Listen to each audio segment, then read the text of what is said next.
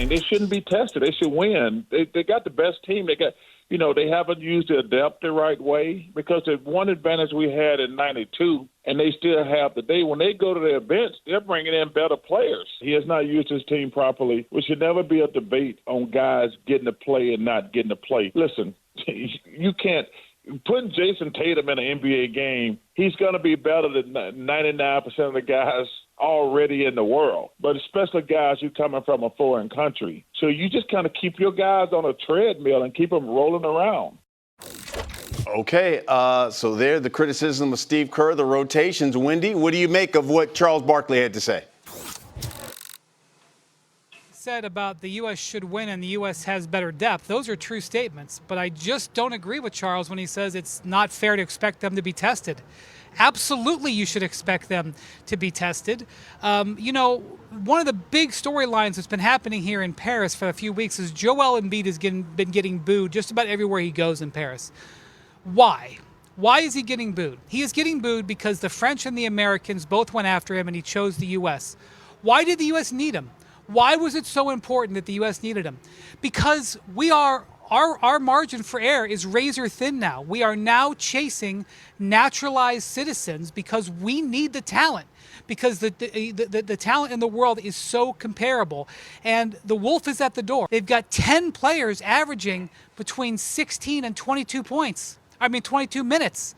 He's using the depth. Not only that, it's been the five-man swap-outs with the second unit that have been the difference.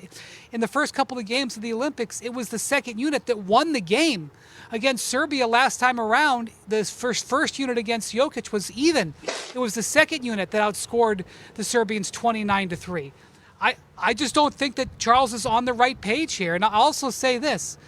When the U.S. won the game yesterday and they made that run, they did it because they were playing international FIBA-level basketball. When I was talking to USA basketball officials after the game last night, they were so proud of the victory and so proud of the way all of their guys stepped forward. But they were mostly proud that they won it playing the international game. If you watch that fourth quarter, if you can go back and watch it, it was high physical defense, full court pressure, using the bumping that they allow. That was not an NBA game. So many times when USA basketball's got under pressure, they fall back to the NBA game, and sometimes it bails them out, and sometimes it doesn't. They played FIBA basketball, and that's what Steve Kerr has been training them for the last month. They responded to the game plan and the training and delivered. They won that game, because Steph hit some threes. Because Durant made some big shots. They won that game with physical defense. They wouldn't be allowed to play defense in the NBA that way. And Steve Kerr and the rest of the coaching staff got them ready for it. And as far as playing 12 guys, what league in the world does 12 guys work? What league? Demonstrate to me. You don't play 12 guys in high school. You don't play 12 guys anywhere. And in a 40-minute game, show me the league where 12 guys works. The only time it works is when you're 40 points better than the opponent, what the Dream Team was in 1992. There is no team that's 40 points better anymore. It's not a character flaw. It's just reality. Well, it's a really interesting point you bring up, Wendy, because Serbia shot 50% from three for the first three quarters of that game. And to your point, in that fourth quarter, they were 0 for 9. So the D certainly stepped up in that fourth quarter. Perk, I want to hear from you here. What were your thoughts on what Charles Barkley had to say about Team USA's victory against Serbia? Hey, look. Charles Barkley, one of the greatest power forwards to ever play the game of basketball, one of the greatest players to ever touch the damn basketball, and look, one of the greatest TV personalities ever. But this was just an asinine way of talking about Team USA and what's been going on for us, them representing our country. Look, this team has been balling, and they are going to get battle tested, right? The game has become global. Right, you got Europeans. They're starting to catch. They have caught up with us. When you think about who Team USA had to battle against yesterday, Jokic is the best player in basketball. Right, they had to find a way to grind it out. They earned that win. That was the best game that I've seen in basketball in the last 6 or 7 years. To be honest with you, the physicality was there.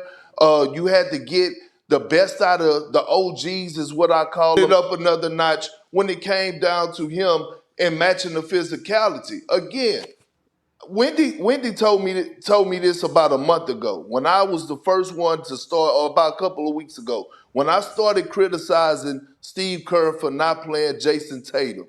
And it's fit over star. At this point, Steve Kerr, Ty Lue, Eric Spoelstra, and the rest of the coaching staff has done an outstanding job with Team USA in the rotations. The bench has been phenomenal outside of yesterday's game.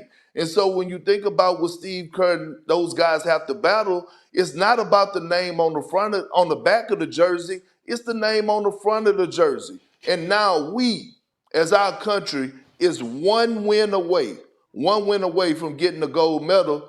See, Steve Kerr is doing his damn thing right now.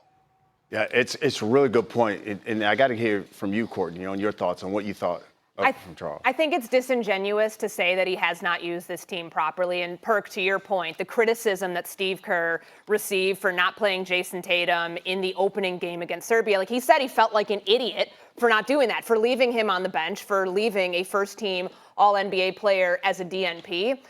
I don't know how he could have watched the first 3 quarters of this game last night, realizing, okay, Serbia's 15 of 30 from downtown. Anthony Edwards and Devin Booker were allergic to defense. Derek White was struggling.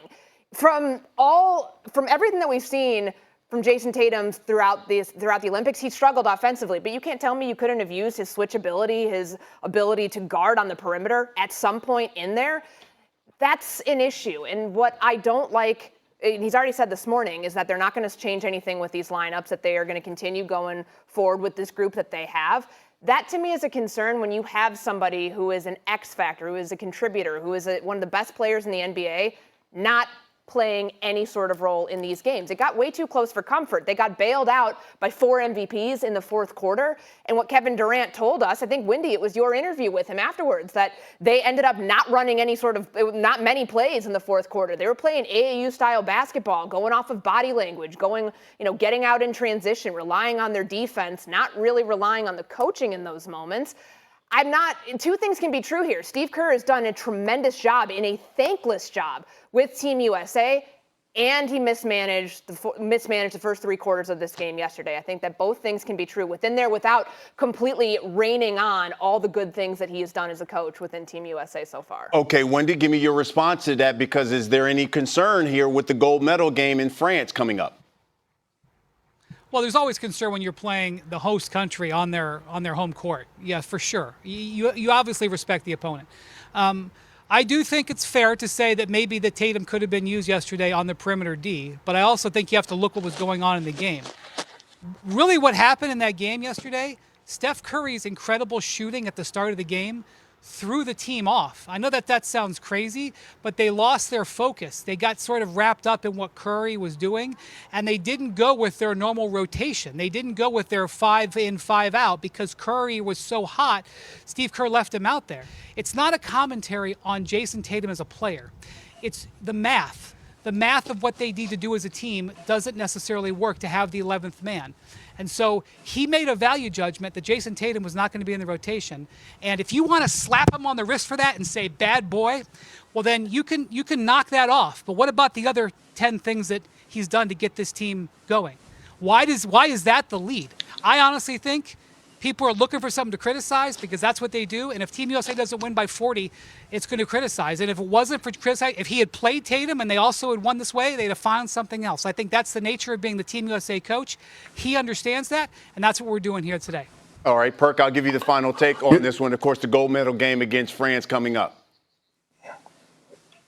Look, everyone is criticizing Steve Kerr for not running the offense, but why in the hell would you have to run the offense? And it was a prime example last night. When you have Kevin Durant, when you have Steph Curry, when you have LeBron James, we're talking about 3 guys, in my opinion, that are top 15 greatest players of all time sharing the floor together. You don't have to run offense with that IQ. You don't have to run offense with that shot-making ability. And look, could Steve Kerr have found minutes for Jason Tatum? Absolutely. But look, at this point in time, he can't get caught up in people's feelings or trying to cater to one individual. Let me tell you who's been an unsung hero throughout this entire tournament. It has been Devin Booker. Devin Booker has been phenomenal. Devin Booker was in the game yesterday when it mattered the most, and he played his role to a T. Sliding, getting over screens, holding his corners, spacing the floor, doing everything that he needed to do to be a star in his role to help the team win. At the end of the day, Team USA is undefeated. They haven't lost one game since the Olympics started. And now they're about to go beat the brakes off of France here in a day or so. And, I mean, what complaints do we really have? That was just beautiful basketball yesterday. That was the best game I've seen in the last 5 to 7 years. Yeah, you listen, Perk, you hit it. I mean, when you come together for a team like this, you got to check the ego at the door. So that means maybe some guys are not going to play. And for as much as we say this is a young man's league, as you pointed out, the 4 OGs, the 4 MVPs were the ones who got it done.